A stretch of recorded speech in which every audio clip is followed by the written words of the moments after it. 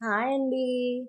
నేనైతే ఆవకాయ పచ్చడికి ఇలా ముక్కలైతే కొట్టించుకున్నానండి. ముందుగా శుభ్రంగా మామిడికాయలను కడిగేసుకొని, తడెక్కడా లేకుండా పొడి క్లాత్‌తో తుడుచుకొని, ఆరబెట్టుకొని, ఆ తర్వాత ఇలా మనకు నచ్చిన సైజులో ముక్కలు కొట్టించుకోవాలండి.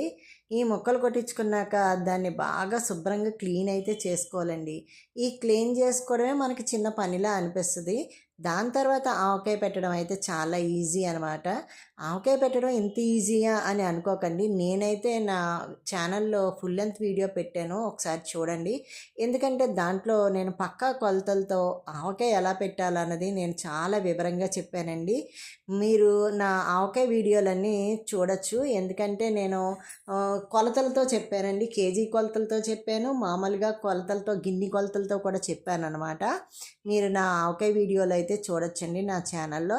అంతా చాలా క్లియర్‌గా ఉంటది. పెట్టుకోవడం కూడా చాలా ఈజీ అనమాట. నేను చెప్పిన కొలతలతో పెట్టుకుంటే సంవత్సరం పాటైతే ఖచ్చితంగా మొక్క పాడవకుండా, మెత్తబడకుండా ముక్క నిలవుంటుందండి. సంవత్సరం అంతా కూడా మనం ఆవకాయని ఫ్రెష్‌గా తినొచ్చనమాట. చాలా బావుంటది. టేస్ట్ అదిరిపోతుందనమాట.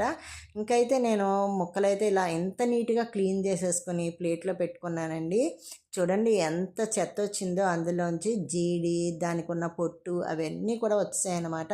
ఇంకేముంది అన్నీ చూసుకున్న తర్వాత ఆవకాయనైతే శుభ్రంగా పెట్టేసుకున్నానండి. చూడండి అద్దిరిపోతుంది కదా! నోట్లో నీళ్ళొస్తున్నాయి కదా! మరైతే చూడండి మరి.